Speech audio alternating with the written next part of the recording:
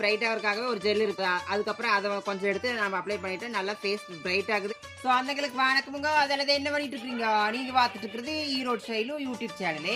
இன்னைக்கு என்ன சொல்ல போறேன்னா, நம்ம ஃபேஸுக்காக கண்ட க்ரீம்லாம் போடுவோம். அதாவது பார்த்தீங்கன்னா அதெல்லாம் நிறைய சைட் எஃபெக்ட் இருக்கும். அதெல்லாம் போடாம இது சொந்தமாக தயாரிக்கிறாங்க. நமக்கு தெரிஞ்சவங்க ஒருத்தவங்க, அவங்க பேர் வந்து பார்த்தீங்கன்னா பாஸ்கர். அவங்க வந்து இயற்கை முறையில் வந்து தயாரிக்கிறாங்க.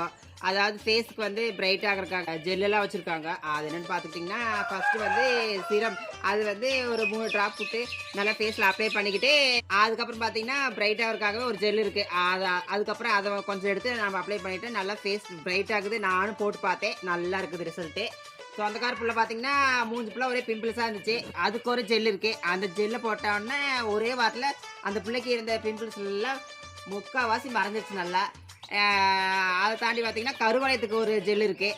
அதையும் போட்டு பார்த்தோம். அதுவும் சூப்பராக தான் இருக்குது. எல்லாமே நல்லாயிருக்கு. அப்புறம் வந்து லிப்லாஸ் மாதிரி ஒன்று கொடுத்துருக்காங்க. அதுவும் பார்த்தீங்கன்னா ரொம்ப பிரமாதமாக இருக்குது. போட்டால் நல்லா பல இருக்கிற போதெல்லாம் பார்த்தீங்கன்னா நான் போட்டிருக்கு, நீங்கள் பார்த்துருப்பீங்கன்னு நினைக்கிறேன். பாடி லோஷன் அதையும் போட்டு பார்த்தேன். அதுவும் சூப்பராக தான் இருக்குது. இந்த மாதிரி ஜெல்லு நீங்கள் வந்து இயற்கையான முறையில் நீங்கள் போடணுன்னா கமெண்டில் மறக்காமல் சொல்லி போடுங்க. அவங்க எங்கே இருக்காங்கன்னு பார்த்தீங்கன்னா நாமக்கல் மாவட்டம் கொக்கராயம்பேட்டை பாப்பம்பாளையத்தில் தான் இருக்காங்க. நீங்கள் சொன்னீங்கன்னா அவங்களுக்கு நான் கேட்டு உங்களுக்கு வாங்கி கொடுத்து போடுறேன். சரிதான் நான் சொல்கிறது. எங்கே போனாலும் வந்தாலும் பார்த்து பத்திரமா போயிட்டு வாங்க. அதுதான் நான் சொல்லுவேன், டெய்லி சொல்கிறேன். அப்புறம் எல்லாத்துக்கும் எனக்கு தோட்டத்துக்கு நிறைய வேலை இருக்குது, நான் போகணும். சரிதான் நான் சொல்கிறது. அப்புறம் எல்லாத்துக்கும் இந்த நாள் இனிமேல் நாங்கள் சொல்லி போட்டு உங்கள் ஈரோடு சிந்தாமணி அன்பார்ந்த வாழ்த்துக்களை போட்டுக்கிட்டு போயிட்டு பாருங்க.